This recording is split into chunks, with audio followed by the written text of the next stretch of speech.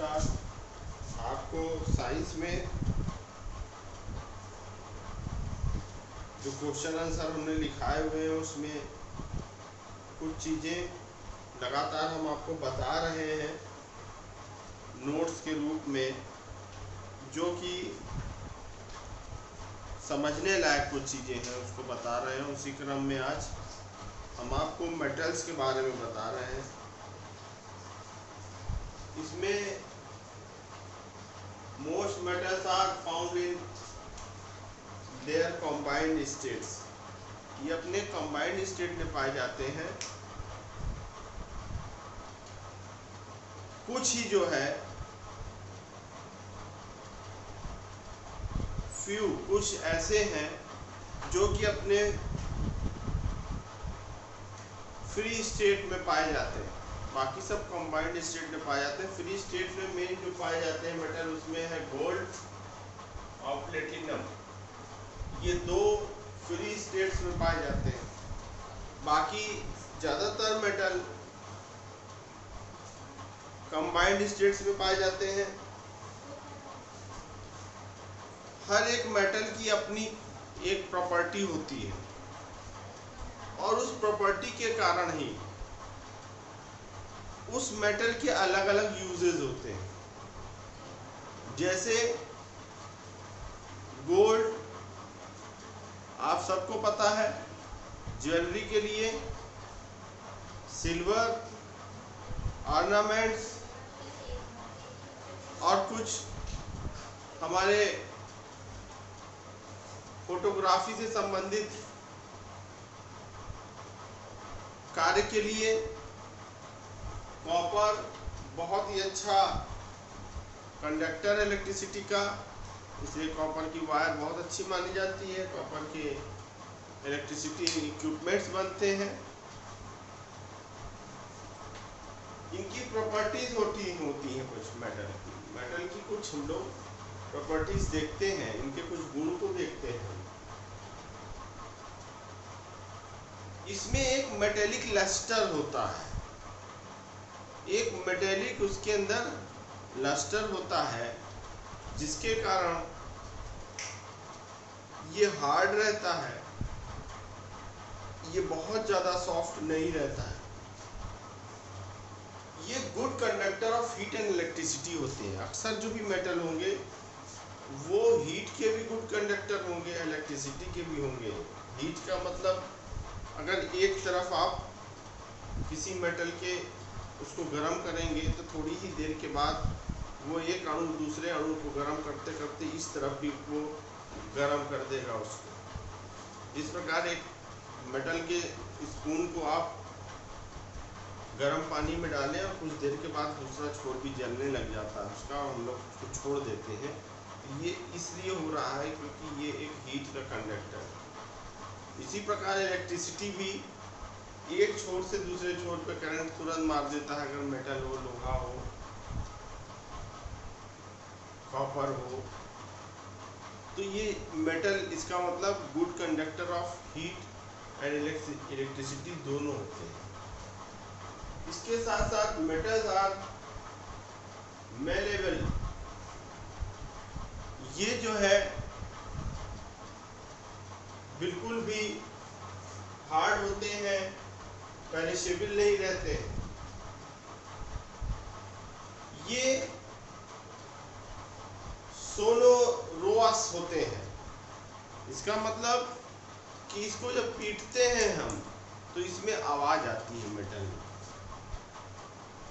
ये hard solid रहते हैं। कुछ ही मेटल ऐसे हैं जो इसके एक्सेप्शंस होते हैं, जो इसके अपवाद होते हैं, जैसे सोडियम और पोटेशियम, ये बहुत सॉफ्ट होते हैं।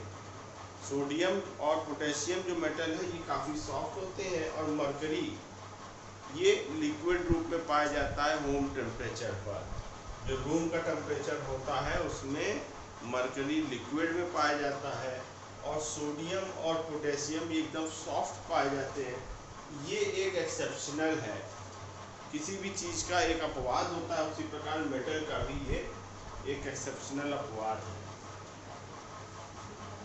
नॉट ब्रिटल का मतलब यह बहुत ज़्यादा सॉफ्ट नहीं होते, ये हार्ड होते हैं। अब ये कॉमन यूज आपको जैसा मैंने बताया कि जो भी फ्री स्टेट में पाए जाने वाले गोल्ड, सिल्वर, कॉपर, ये गुड कंडक्टर ऑफ इलेक्ट्रिसिटी होते हैं। इसी प्रकार आयरन, ये ज्यादातर इंडस्ट्री में इसका प्रयोग होता है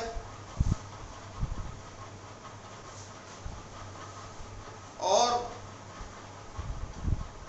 कंस्ट्रक्शन में होता है और डेली यूज के कई आइटम्स में आयरन का यूज होता है। टिन, ये जो होता है ये सिल्वरी वाइट मेटल होता है। इसके जो स्ट्रेंथ होती है, इसमें रस्ट नहीं लगता कभी, ये कभी भी इसमें जंग नहीं लगता and is unaffected bye food acids, acid का भी इसमें असर नहीं होता है। इसी प्रकार जिंक है, मरकरी है, ये थर्मामीटर के लिए मरकरी यूज होता है और जिंक का ड्राई सेल के इस्तेमाल होता है। एल्युमिनियम, ये कुकिंग के जितने भी वेसल्स होते हैं, बर्तन होते हैं, उसके लिए यूज होता है। तो इस प्रकार की जिन मेटल की जो प्रॉपर्टीज होती है, ये साथ सब हर एक मेटल की अलग अलग प्रॉपर्टीज होती है। तो इन प्रॉपर्टीज के कारण इनके अलग अलग यूजेस हैं, चाहे गोल्ड हो, सिल्वर हो, प्लेटिनम हो, जितने भी चीजें हैं इनके, जिंक हो, मरकरी का आप सब लोग जान रहे थे, बहुत ज़्यादा यूज है थर्मामीटर पे हो रहा है। एल्युमिनियम के बर्तन होते हैं। ये जो है इनके यूज, इनकी प्रॉपर्टी के कारण, जो कि इनकी प्रॉपर्टीज अलग अलग होती है, उसी कारण होता है। इसके बाद मेटल के बाद नॉन मेटल्स आता है। ये सॉफ्ट, सॉलिड, गैस किसी भी रूप में पाए जाते हैं। इसके जैसे ऑक्सीजन हुआ, नाइट्रोजन हुआ, कार्बन हुआ, हाइड्रोजन हुआ। इसमें non metals are not malleable नहीं होते हैं, ये non metal are not ductile होते हैं।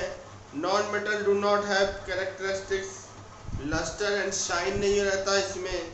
Non metal are bad conductor of electricity and heat. ये जो नॉन मेटल होते हैं ये बैड कंडक्टर ऑफ इलेक्ट्रिसिटी और हीट दोनों होते हैं। इसमें जैसे ऑक्सीजन है, नाइट्रोजन है, कार्बन है, हाइड्रोजन है, इन सब का हम लोग अध्ययन करेंगे। क्लोरीन का अध्ययन, आयोडीन, हीलियम, आर्गन। तो ये नॉन मेटल्स का हम लोग ने जो अध्ययन किया, आपको निशान लगवाया है, वो है इनकी प्रॉपर्टीज हमने बताई। इसी प्रकार मेटल्स की प्रॉपर्टीज है, मेटल की प्रॉपर्टी के आधार पर इनकी अलग अलग यूजेस हैं, इसको हमने बताया। और ये सारी चीज़ें आपको निशान लगवाई गई हैं, उसमें क्वेश्चन के आंसर दिए गए हैं। तो ये सारी चीज़ें हमको बताना जरूरी था। इसके अलावा सॉल्यूशन के बारे में बताना है। In solution the component present in large amount is called solvent and the compound present in small amount is called solute। तो ये जो है solution is a homogeneous mixture होता है। ये टू और मोर सब्सटेंसेस का, ये दो से ज़्यादा सब्सटेंसेस का होमोजेनियस मिक्सचर होता है। तो इस प्रकार सॉल्यूशन की बात हो गई। इसके बारे में भी हमने निशान लगाया हुआ है। कुछ कंपोनेंट्स हैं जैसे carbohydrates, protein, fats, fuels, common salt और NaCl, मार्बल्स और limestone, plaster of Paris, zinc oxide.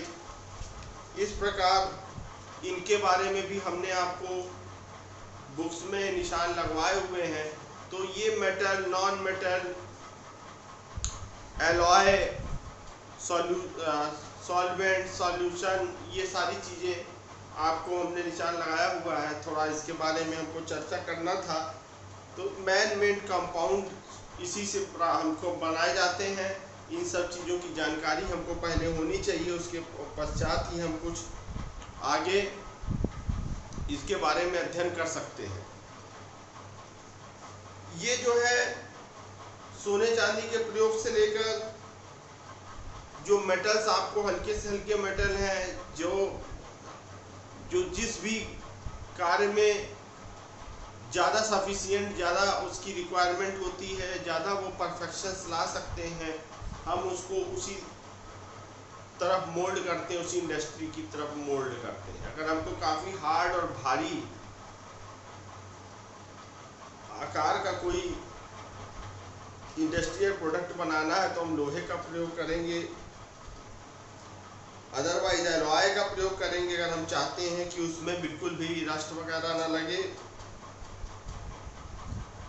नए नए प्रकार के जो भी हल्के हमको चीज़ों का निर्माण करना रहता है, जो मजबूत भी रहे, तो उसमें silicon, iron, manganese, titanium, chromium, ये सब मेटल्स का एलॉय भी बनाया जाता है। इनको जोड़कर भी हम लोग चीज़ों को बनाते हैं कि ये हल्के भी रहें, मजबूत भी रहें। और अगर हम ये चाहते हैं कि इनमें हीट कम से कम एब्जॉर्ब हो, तो उस प्रकार से हम इनका निर्माण आपस में मिलाकर एलॉय के तरीके से भी कर सकते हैं। तो ये मेटल्स की प्रॉपर्टीज़, मेटल क्या होता है, नॉन मेटल क्या होता है, ये चीज़ जानना अति आवश्यक है, जिससे कि आपको आगे की जो चीज़ें हम निशान लगवाएं तो उसमें आपको किसी प्रकार की दुविधा ना हो। आशा करते हैं कि आपको ये मेटल, नॉन मेटल के बारे में जो भी एक बिगिनर्स नॉलेज हमको देनी थी वो आपको समझ में आया होगा। इसके बाद हम इसको विस्तार से पाठ में अध्ययन करेंगे, क्वेश्चन के आंसर देखेंगे, और इसी प्रकार जो उसमें भी हमको समझ में आएगा कि कोई भी टेक्निकल चीज़ आपको बतानी है तो इसी प्रकार हम छोटे छोटे कॉन्सेप्ट्स में आपको बताएंगे, जिससे आपको उसको पढ़ने में, समझने में किसी प्रकार की दिक्कत ना आए। आशा करते हैं आपको ये समझ में आया होगा। धन्यवाद।